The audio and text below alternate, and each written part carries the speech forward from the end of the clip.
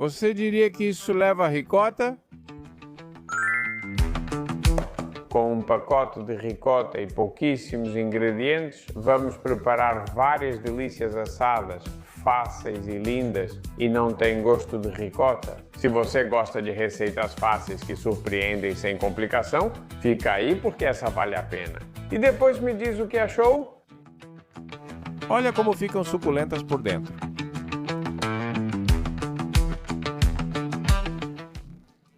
Ricota, manteiga, gemas de ovo, açúcar, tudo ingredientes normais, nada estranho nem difícil de encontrar. Coloque em um recipiente grande 300 gramas de ricota, que é um pacote dos grandes ou 1,5 dos pequenos. Tudo dentro sem segredo. Aqui tenho as 2 gemas de ovo, como você pode ver. A xícara já teve dias melhores. Sou o único que, quando isso acontece, quando quebra um pouco, guarda o utensílio só para essas coisas, para medir, porque sou meio assim. E para mim tá ótimo, para tirar as gemas e colocar junto com a ricota. Adicionamos 100 gramas ou meia xícara de açúcar e vou colocar também uma pitadinha de sal para realçar os sabores. Você já sabe, nos doces também se coloca sal. O último ingrediente dessa primeira etapa serão 100 gramas de manteiga, mas tem que estar bem macia para ficar muito mais fácil de triturar e transformar tudo isso em um creme suave. Como você pode ver, estou colocando a manteiga bem macia. O ideal é ter deixado ela fora da geladeira, talvez meia hora ou 1 hora antes.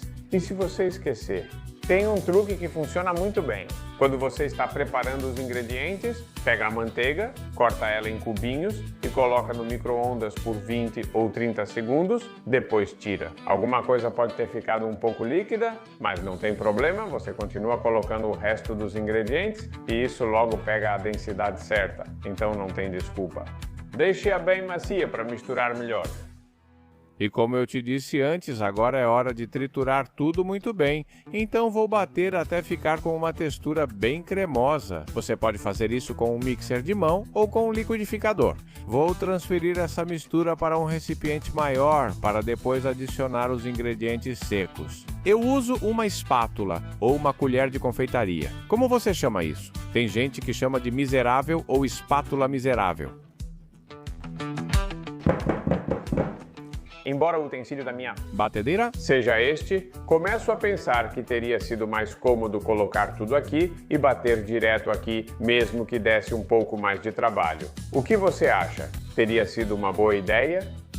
O que é certo é que eu economizaria de limpar um recipiente e agora vamos adicionar farinha e fermento químico ou pó para bolo. Antes a gente chamava de fermento aqui na Espanha, mas na verdade, como ele cresce no forno e não antes, não dá para chamar de fermento biológico. Então vamos adotar o nome que todo mundo usa, pó para bolo. Ficou surpreso, né? Não é pequeno o pote, justamente porque eu uso bastante. Em vez de usar aqueles sachêzinhos, eu compro esse potão grandão e esqueço de ficar me preocupando em comprar toda hora.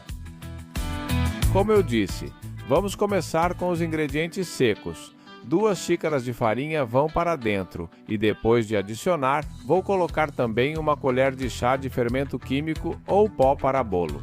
Agora vou misturar tudo isso muito bem com a mesma espátula de confeitaria. Aliás, você já deve ter me contado antes. Como é que você chama isso aí? A questão é ir adicionando até obter uma massa que dê para manusear. Se ainda ficar pegajosa, como aconteceu comigo, é normal.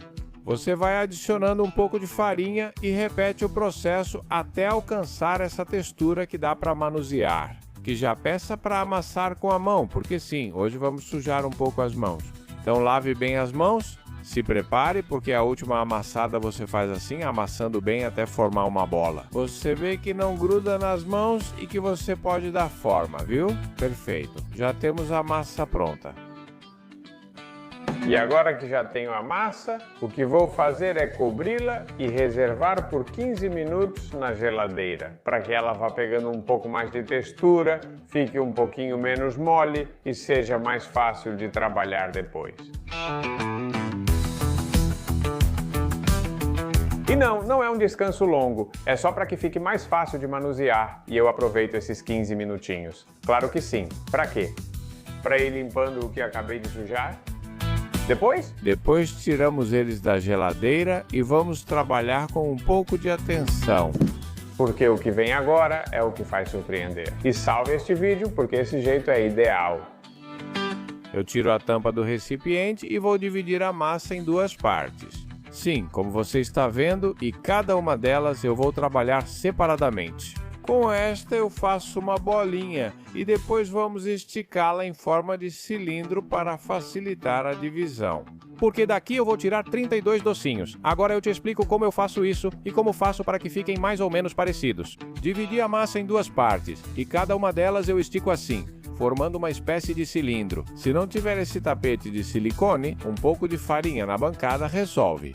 Corto ao meio, cada metade ao meio e cada metade ao meio mais uma vez. Assim eu consigo 8 porções ou 8 bolinhas como essa por cada cilindro, 16 no total. E como eu digo que rendem 32 doces se são 16 bolinhas, agora eu te explico. Pegamos uma das bolinhas. Vamos amassar, quase como se fosse abrir uma massa. Para fazer um pastel ou uma pizza, a ideia é pegar o rolo ou até mesmo uma garrafa e fazer uma espécie de círculo, bem achatado e grande.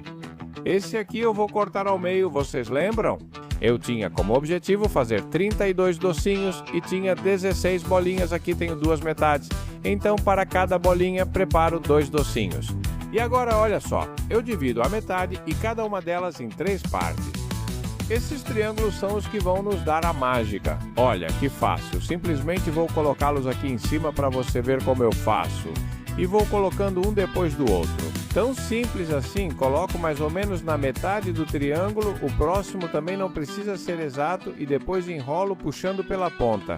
Assim você consegue esse formato parecido com uma flor, se quiser, faz como eu e abre um pouco as pétalas. Olha como é fácil dar um formato diferente e deixar as pessoas surpresas. Vamos assar elas, deixando um pouco separadas em um tapete de silicone ou em papel manteiga. E a 180 graus Celsius ou 355 Fahrenheit, sempre com o forno bem pré-aquecido, calor em cima e embaixo, por uns 20 a 30 minutos, geralmente ficam prontas, mas você pode conferir olhando, porque assim que começarem a dourar nas bordas, essas maravilhas já estão prontas. Lembro que com essas quantidades eu consegui fazer 32 unidades, então faço em 2 partes e pronto. Não tem mágica nem truque, o tempo você calcula mais ou menos no olho, como olhando, por isso digo no olho, quando você vê que os pontinhos começam a dourar. Tira do forno, simples assim e tão garantido, você sempre se certifica de que vão ficar incríveis. Nossa senhora, olha só como ficou e também consegui fazer igual. Bom, uma bandejinha perfeita e outra que você vê que ainda está assando, não mexa, ainda estão quentinhas. Será deixar esfriar um pouquinho, decorar no meu caso com açúcar de confeiteiro. Aproveite, veja como ficaram bonitos e são muito fáceis de fazer. O que você quer tentar? Biscoitos. Você pode fazer simples, mas assim vai deixar todo mundo de boca aberta. Se você colocar um pouquinho de açúcar de confeiteiro por cima, ficam super profissionais. Você faria elas exatamente assim? Ou recheadas. Espero que você tenha gostado muito, que tenha coragem de prepará-las e se tiver coragem também. Que você me diga que nome vamos dar para elas, porque ainda não pensei em um bom.